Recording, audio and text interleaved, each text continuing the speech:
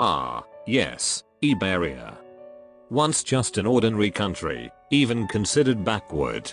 Until the people of Aegir who are from the sea came into the country to seek refuge because their homeland was ravaged by Theban invasion. One of the refugees who came to Iberia is a genius architect and researcher named Briagan. He claimed that the consuls of Aegir have fallen into arrogance. Their cities are falling one by one, yet still refuse to seek help from the land civilization. Briagan said while the land dwellers are short-sighted and weak, but perhaps they have the power to help fighting the Theban. After all, the land is always ravaged by catastrophe, yet they manages to harness its power. Briagan and some of his friends then leave Iberia to travel the world, learning more about Terra, Originium, and learning about the Pharaohs, the godlike being of Terra. That is, according to him, is similar to the Leviathans of the sea yet very different in some aspect. After decades of travel, Briagan went back to Iberia. He got an idea to merge Aegirian technology with Originium. But this project is surely expensive, and he will need the land dwellers' helping hand. So Briagan went to meet his Iberian friends, a cleric named Carmen, and a sailor named Alfonso. After discussing the grand plan with them, he eventually met with the king of Iberia. Briagan told the king he will give all of Aegir's knowledge and technology, promised to give Iberia wealth they couldn't ever imagine. And he also warns them about the threat of the sea. But sadly most people ignore the latter. After some time, thanks to the knowledge that Briagan brought, Iberia built dozens of ports and fleets, and constructed numerous lighthouses dubbed as the Eye of Iberia. Iberia quickly rises into its golden age, becoming a maritime superpower. Although Briagan doesn't like how they use Aegir technology for their greedy agenda, such as invading other countries and taking the threat of the sea lightheartedly. Nevertheless, he got the power to make a hybrid of Aegirian technology and Originium. With that hybrid technology, he made the golden dreadnought Stultifera Navis. That was originally meant to be a research ship to explore the oceans and to establish connection with the Aegir cities. But because of the Iberian nobles' greed, they forced Briagan to redesign the ship into a warship with unnecessary decorations. But Briagan continued to conduct his research about the Theban with the ship, and concealed many crucial information regarding the sea creatures inside. But in the year 1038, Iberia experiences a great disaster that is called the Profound Silence, where a massive group of sea monsters invaded Iberia, along with a tsunami that destroyed most of their coastal cities. Because of this, Iberia lost most of its cities and fleet, ending their golden age. Briagan was then accused as the source of the disaster, and was eventually executed. As for the Stultifera Navis, she was lost on her last voyage with hundreds of scholars and soldiers aboard.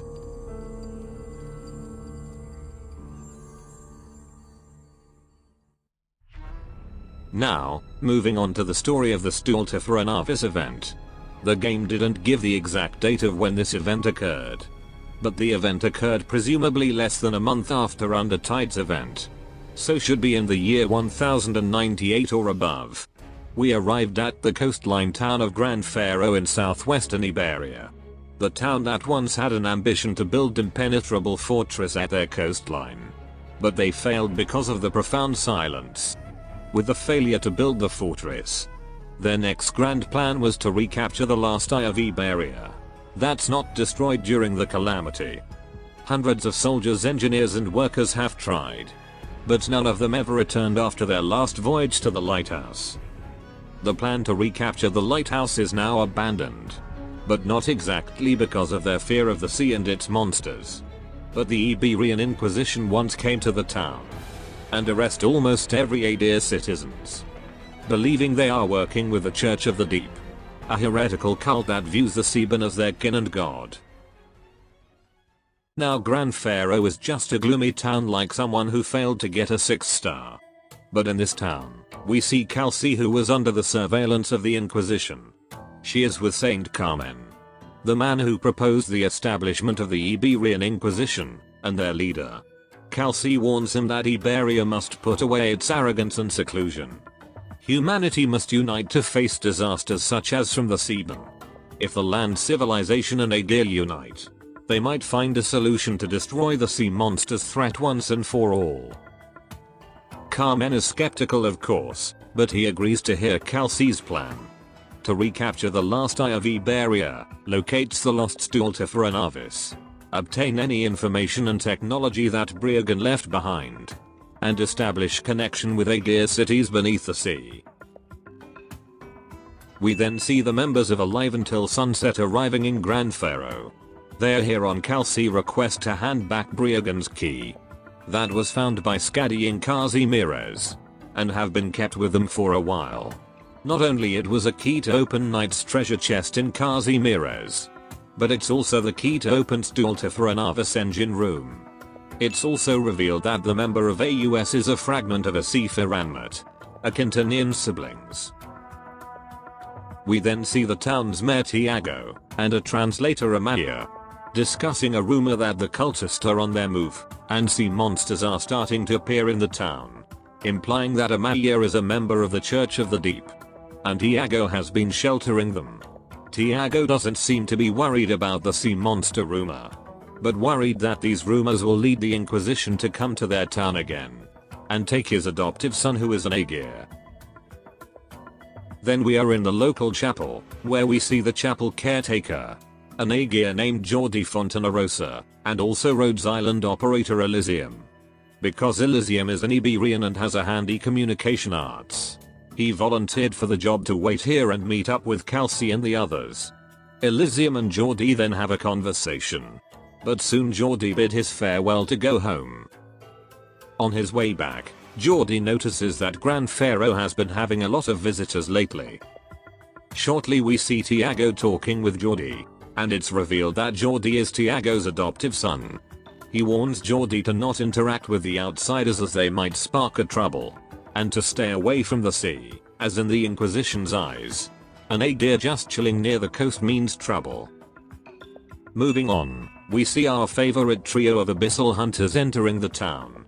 They're also here to locate the Stultifera Navis, and goes back home to Aegir. Specter, who manages to regain her personality and memory for a short time, is now seen awfully quiet, despite having a new set of clothes from Gladia. Skadi said with only she and Gladia is more than enough to locate Stultifera Navis, and that Specter should stay back on the Rhodes Island landship. But Gladia said only Specter herself can help her situation. Traveling to the sea perhaps can help her blood fight the originium inside her body that has been corrupting her mind. Back to Elysium, he meets with the AUS bassist named Alti in the chapel. Since Elysium is one of their fans, he can't stop fangirling, but soon focus, and tells her that Kelsey should be here soon to meet her. Not long after, there's a commotion at the town square. A dying sea monster is seen lying near the sculpture. The townspeople and Elysium gathered, not knowing what to do with the creature.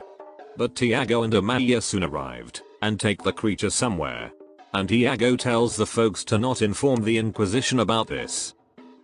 After that, Elysium heads back to the chapel, followed by Kelsey shortly after, who orders Elysium to spy on Tiago and Amaya. Alti then gives Kelsey the key, and talks some more with her. She said that the AUS is willing to help the humans if they have to. On the other side, Amaya and Tiago brought the sea monster into an empty pub. They believe this is the work of the High Inquisitor, who probably has already infiltrated the town. Tiago then goes outside, while Amaya stays. Unlike Tiago, sorrow can be seen in her eyes as she sees the creature as something more than just a horrific being like most people would. Then suddenly, Amaya got an unexpected guest. It's another surviving abyssal hunter other than the trio that we know. An abyssal hunter named Alpinus, the one who killed the creature. Alpinus shows an animosity towards Amaya, but he holds back from harming her, as their goals are aligned. After that, both of them leave the place. Then two cultists come in to take the sea monster's body. They brought the sea monster to the chapel where Alti and Kelsey are located. The cultist pays no mind, and one of the cultists named Juan start consuming the sea monster's body to fuse his body with the creature. Then Carmen walks in, finally gets to see the cultist of Gran Faro with his eyes. He injured the cultist and take them somewhere. Before that, he ensures Kelsey that the Iberian military will prepare a ship for Kelsey and her group to travel to the last eye of Iberia. On the other side, Tiago hurriedly meets with Jordi. He urged Jordi to leave the town as the Inquisition have already in the city. It's all too sudden for the young man. And unsure why he's saying this, but he said he wanted to see the ocean. Tiago then takes Jordi to see the ocean. While he was born on the land. As an Aegir, Jordi always feels some sort of connection with the sea. And while he's living near the coast, it's been a very long time since he last saw the ocean. Tiago then tells Jordi about Gran Faro's history and his parents. Jordi's parents were lighthouse technician, who also went to the last eye, but also never returned.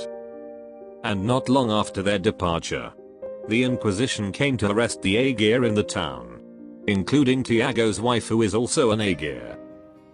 Those Aegir gave their everything for Iberia. Yet the Inquisition captures them without giving a reasonable reason. And the only known Aegir who didn't get captured is Jordi, who is around 5 at that time, and ever since then in Tiago's care. After that, Tiago persuades Jordi once again to leave this hopeless town. Now back to Carmen. He brings the 2 cultists to the town square to lure the other cultists. But it's not just the cultist that is coming out, but also lots of sea monsters. The town is under attack by the monsters, and Carmen handles them. On the other side, the hunters are also helping to exterminate the creatures, while Gladia split up to meet with Kelsey right away. Then Gladia finally meets with Kelsey and Alti. The Inquisition agreed to help them reach the lighthouse. But first, they need to take care of the sea monsters appearing in the town. Kelsey then hands over the key to Gladia. And everyone joins hands to clear the sea monsters and cultists in town. Even some AUS members also helping by distracting the sea monsters. And amidst the chaos, Specter is approached by Amaya. It's revealed that Amaya is one of the people that once experimented on Specter, using originium to make Specter lose her mind, becoming a nun that we know. Amaya asks why Specter is acting weird and not doing her nun behavior, but soon realizes she has starting to awaken. Amaya then tells Specter to go find her if she remembers who Amaya really is. Shifting to Jordi and Tiago. Since things have turned worse, he urged Jordi to pack and leave Iberia. And he doesn't want to hear no this time. Inside their house, while they are preparing to leave, some townsfolk are barricading the house, preventing them to leave. The people fear once all of this is over, the Inquisition will arrest all of them. In order to prevent it, they are planning to hand over Jordi to the Inquisition and accuse him for working with the cultist, since he's an Aegir and all. Luckily Tiago and Jordi escape via the roof, but some people are soon on their tail. Tiago then stays back and gives the pursuer a piece of his mind, calling them cowards, that not even Seaborn will betray their own kin. Outside the town, Jordi unexpectedly encounters Ulpianus. Ulpianus says that Jordi is the descendant of Briagan, and he will need him to accomplish his goal. So he forces Jordi to come with him. Luckily Elysium comes in, throwing smoke grenade to distract the hunter, and gets away from the hunter with Jordi. Ulpianus is about to give a chase, but High Inquisitor Dario and his disciple Irene came to stop the hunter. Dario and Irene were on a mission to call Iberian Penal Battalion to clear the town from sea monster and prepare a ship for transport to the last eye, and also to keep an eye on the trio abyssal hunters. But it seems they got another abyssal hunter joining the party. The Inquisitor and the hunter fight, but the Inquisitor got distracted by sea monster. Dozens of them are coming out and headed to the town. Ulpianus used this chance to get away, as this fight is meaningless for him. Shifting to Elysium and Jordi. Much like Tiago, Elysium also advises Jordi to leave. But Jordi is determined to go back to the town with Elysium. He feels there's something important that he must do. So they go back to the town, but were soon surrounded by sea monsters. Luckily, Kelsey comes in to save them. In the town square, the Inquisitor, Abyssal Hunters and Kelsey rendezvous. They discuss the plan to go to the last eye of Iberia. That is around 50 nautical miles away from the town. Abyssal Hunters with Dario and Irene will go to the eye first, securing the sea routes for reinforcement and technician who will work on the lighthouse. And only after that they can locate the Stultifera Navis. Hearing about the lighthouse, Geordie, who was hearing their conversation, suddenly comes out to meet them. He wishes to go with them. His parents were once the lighthouse technician, and left many blueprints and notes about the lighthouse. So even if he never sees the lighthouse, he can help them operate it. Besides, Geordie is also suspected to be the descendant of Briagan. Although Carmen knows big chance that he is not, Carmen decided to put Geordie on the team to reach the lighthouse. The sooner they can reactivate the lighthouse the better. Later, the hunters, Dario, Irene and Geordie board a vessel to go to the eye, while Kelsey and Carmen along with the Iberian Navy reinforcement will go later, as soon after they secure the town. Along the way, the group encounters heavy resistance from the sea monster, but they manage to make landfall at the last eye of Iberia, that have become the sea monster's nest. Irene and Geordie then proceed to enter the lighthouse, while the rest will take care of the sea monsters outside. Besides the sea monsters, they also got another unexpected guest. A humanoid seaman with Kazim Yesh armor appears from the ocean. He is the legendary Last Knight from Kazim Yesh. In the Gran and the Night Treasure event story, the Knight's treasure in the story is his relics. And somehow the key of Stultifera Navis is in his hand until it was recovered by Skadi. He was a proud Kazim Yesh knight that aimed to bring back the meaning of knighthood, traveling the world in his bizarre adventure, and eventually end up in Iberia to fight the sea monsters. His long battle with the sea has eventually turned him into one. Although he's pretty much half seaman now, he retains his human conscience, and still embark on a journey to find the source of the seaman. But while he still retains his human conscience, his mind is not in the right condition anymore. He briefly shows himself to the hunters and Dario, and then attack the lighthouse, but it's not clear why he doing it. Most likely because he feels the presence of Ishamila, the seaman god within. But soon he somehow felt the presence of Ishamila in the vast ocean.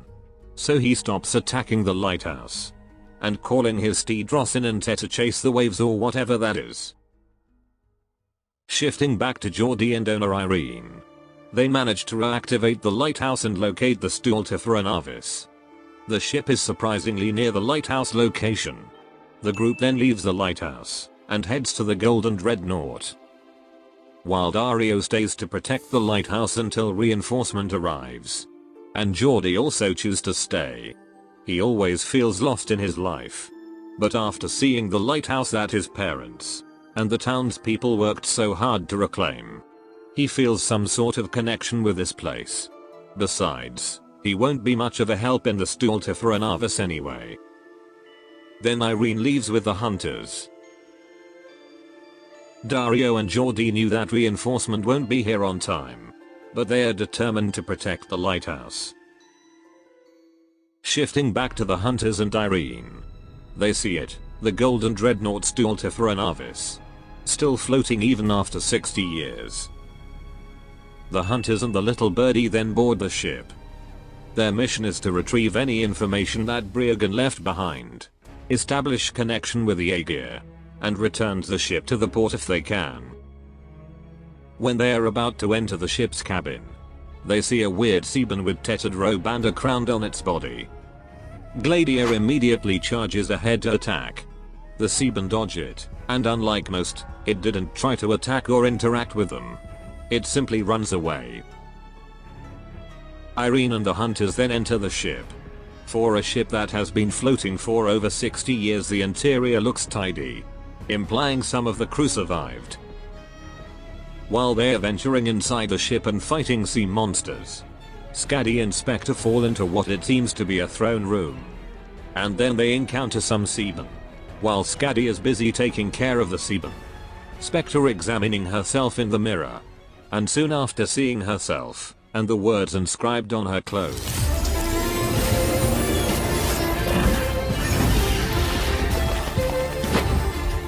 she finally awakened herself, and her memories gradually coming back. Thanks to her seaman blood that resists Oripathy's influence. Then, the weird seaman from before came into the hall as it was chased by Irene. And suddenly, someone appears from behind the throne curtain. He is Alfonso, the greatest ship captain of Iberia and the Stultifera Navis captain. And the weird seaman beside him is Garcia, the chief mate of Stultifera Navis. They are the only survivors of this golden dreadnought. Few survivors like Garcia and Alfonso have chosen to eat the sea monster to survive. But they slowly turn into a seaman. Garcia is just one step closer to becoming one of them. Alfonso's left body part have turned into a seaman. The seaman cell on his body is somewhat alive. He can also feel it. He feels Ishamla is inside Skadi's body. Then the three wish to cooperate to use the ship for their mission. But Alfonso refuses. Over the last 60 years he's starting to despise Iberia and Aegir. Besides, the ship's engine is busted and they're basically above a seaman nest. Meanwhile, Amalia and Ulpianus are revealed to have already boarded the ship. They have the same goal to locate and board the Stultifera Navis. Ulpianus is here to find Briagan's research and hybrid technology that he left. And also to clarify his hypothesis about the seamen and the Leviathans. While Amalia is also here to meet the seaman Harold. This Harold, the few who can talk, has been hunted by Alfonso and Garcia for some time now. It wants to consume Alfonso and the others, but still view them as its kin since they have seaman blood within their body. Especially Skadi, who is implied to have Ishamla's blood within her. And since Alfonso and Specter are literally on the same boat, Specter and Alfonso compete to hunt that tadpole down, while telling their friends to not interfere. Shifting to Gladia, using the key from Calci, she opens the door to the ship reactor core room. The hybrid technology of Aegir and Originium can be seen. Ulpianus then reveals himself, no longer hiding from his fellow hunters. He was the commander of the 3rd Company and Skadi's captain. He was believed to be dead after the Abyssal Hunters' grand operation to slay Ishamla. But not only he survived, he also uncovered the mystery of the seaman. After he got wounded in the battle, he fell into some kind of ancient ruin within the sea abyss. He found there is more than just one entity like Ishamla. He also witnessed the moment Ishamla's blood fusing together with Skadi's, turning Skadi into Ishamla's vessel. He warns Gladia and other hunter to not go back to Aegir. They do not know the current situation of Aegir, nor Aegir knew few of the Abyssal Hunters have survived. And Ishamla might reviving himself inside Skadi's body. They have to avoid that, even if it means killing Skadi. Now back to Specter and Alfonso. They both hunt down and injured the seaman. But it manages to escape, and consume other seamen to recover itself. During the pursuit, Amalia interferes, and Specter tells the other to continue the hunt, while Specter will teach Amalia a lesson. The seamen then run to the deck, preparing to jump to the sea to recover. As it was about to enter the ocean, Ulpianus reveals himself and attacks it, throwing it into the ship's cannon. Ulpianus talks about how Skadi has been regressing ever since she came to the land. She becomes more cautious and slower. But all Skadi do is keep staring at him. She can't believe her captain is still alive. But soon their attention turns to the seaman. Despite getting cut here and there, the thing still manages to escape to the cabin. On its last breath, the tadpole meets Amalia, who is also injured and barely escaped from Specter. She then tells the creature to consume her, to recover its power, and merge the seaman's body with Amalia. Then back to Gran Faro. The reinforcement for Dario and the others is delayed, because there appears to be more sea monsters than they thought. Carmen then receives information from a cultist double agent that Tiago has been secretly sheltering the Church of the Deep. With that, he goes to find Tiago and the remaining cultist. Then we see Elysium. He was following Tiago meeting with some cultists, but eventually got himself captured. Some cultists then torture him to spill Monster's weaknesses. Who has been mailed down in the entire Sea Monsters and Nether Sea brand. Tiago then comes in, saying there's no time for this. They better leave right now and let Elysium becomes the food for the Sea Monster. Then Tiago leads them to get out from the town, but surprisingly, he's leading them straight to Monster, who then burns the cultist. Elysium then takes an injured Tiago from Monster attack to an empty bar. Although Tiago shelters the cultists, but he is never once loyal to them. He covers the cultist tracks in order to keep the Inquisition away from this town. But now the cultist wanted to destroy Iberia and Gran Faro. No way in hell he will let them destroy his home. Then a surviving cultist comes into the bar. Because Elysium got distracted by a sea monster, the cultist manages to stab Tiago with a knife. Suddenly Carmen comes into the bar. He kills the cultist and sees the dying Tiago on Elysium's arm. With his last breath, Tiago begs Carmen to tell him the fate of those 130 Aegir citizens that the Inquisition took, including his wife Marin.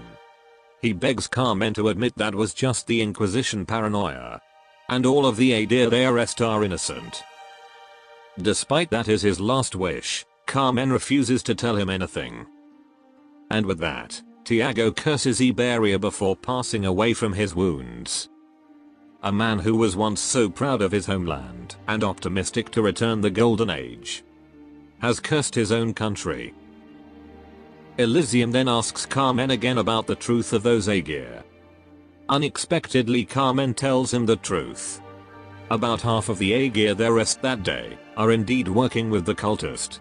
And the woman leading them is a bishop named Marin, Tiago's wife. After the situation in the town had calmed down, Calci and Carmen then go to the Eye of Iberia. After making landfall, they see dozens of sea monster charred corpse. Dario, who single-handedly fought the sea monster to protect the lighthouse, has died, and uses the flame from his lantern to keep the seamen away. Dario was Carmen's finest disciple, and he mourned his death for a brief moment. After that, they proceed to climb up the lighthouse. There they see Jordi, amazed at how he has exceeded their expectation, reactivating the lighthouse all by himself. Carmen also tells him about the situation in Gran Faro and Tiago's demise. Jordi can't believe that Tiago is dead, and is sheltering the cultist. But they can mourn and be depressed later. Right now they have to aid the hunters and Irene. Carmen stays to protect the Eye and waits for the Iberian Navy reinforcement, while Calci will go to the Stultifera Navis alone. Jordi then climb up the boat first to fix its damages. But a sea monster unexpectedly pushed the boat away to the ocean. Then he decided to go save the hunters and Irene in Calci's place. Back to the Stultifera Navis. Specter and Skadi are in the ship reactor room, and found Briagan's travel log. Alfonso then comes in and is surprised at how they can get inside. It's revealed Alfonso throws away the key to this room into the ocean. Ever since the ship engineers are all dead and their demise is unavoidable.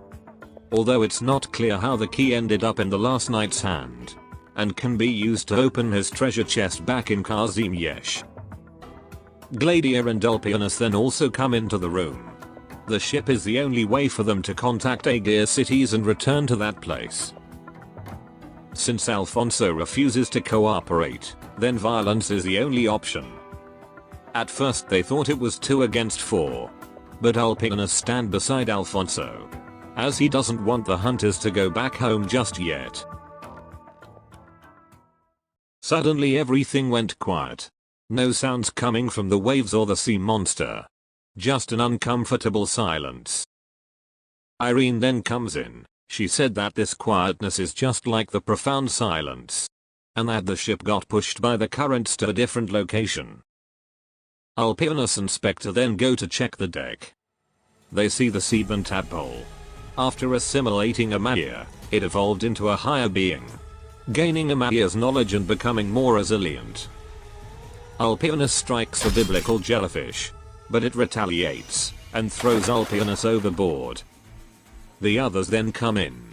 Despite they are all here to kill it, the seabed still view the abyssal hunters and the ship's crew as their kin. The fight against the seabed then started. Garcia, who revealed to still be able to speak, telling Alfonso this will be their last voyage and battle. The fight with the newly evolved seabed proved to be a tough battle. Garcia got wounded and was thrown into the sea. And the ship starts to sink after receiving damages from the battle. But at last, they managed to kill the seabed. Since the ship is about to explode and sink, they'll have to leave ASAP. Gladia got some of Briogan's research and hybrid technology prototype. But most of the things that Gladia is looking for were taken away by Alpinus. Before leaving, Alfonso asks Irene how Iberia remembers him. He's quite satisfied that Iberia remembers him as a great sailor, and tells Irene to always remember the great Captain Alfonso. Then the hunters and Irene leave. Their boat got pushed away somewhere, so they have no other choice but to swim back to the lighthouse. While Alfonso kills himself before the ship completely destroyed. But the seabed from before is revealed to have survived. But luckily, Garcia, who also survived, prevents the seabed from going anywhere. As Garcia slowly bites the seabed, Garcia's mind slowly becomes blurry, Garcia slowly becoming one with the seabed. Fortunately, Alpinus comes and deals the final blow to the seabed, and Garcia can die as a human. Back to the hunters. While swimming underwater, they saw one of the Aegir cities below. The hunters can go to check the city themselves. But Irene won't survive the underwater current pressure. And Gladia decided to hear Alpinus' warning. Going back now is probably not the best idea. Later, Geordie, who went to rescue the hunters and Irene, manages to locate them and then helps them go back to the lighthouse.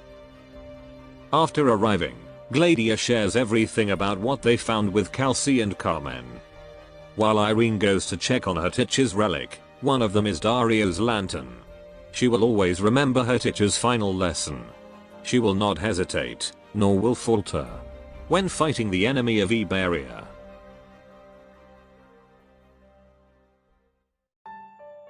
Later, the sea monster and cultists in Gran Faro have been eradicated. And Iberian military then make the town their outpost. Irene decided to resign from the job as the Inquisitor, but will then work as an Inquisition messenger of Iberia. While Carmen personally invited Geordie to join the Inquisition, becoming the first Aegir to join them, signifying a good change. Then we see Kelsey talking with the AUS guitarist Frost. She contributes quite a lot by distracting the monsters in the town and controlling the sea tides so that Geordie can safely reach the hunter's position. She also said that the four of them will awaken whenever Kelsey is ready. As they leave, Kelsey meets Gladia. Even though the plan to re-establish the connection with Aegir fails, Kelsey and Gladia gain new intel from Briogan's relics concerning the sea. Knowing there is more than one Leviathan, and the one that the hunters killed still lives inside Skadi's body. Gladia made the right decision to not return to Aegir. And now Kelsey and Gladia must continue their work to prevent the seabed invasion. Then we see the last night. Surprisingly, he is with Alpinus, and the two have somehow become best bud. And both of them embark to search for the source of the seabed. Well, that's the summary of Stultifera Navis event. I hope you find this video useful. That should be all. Adios.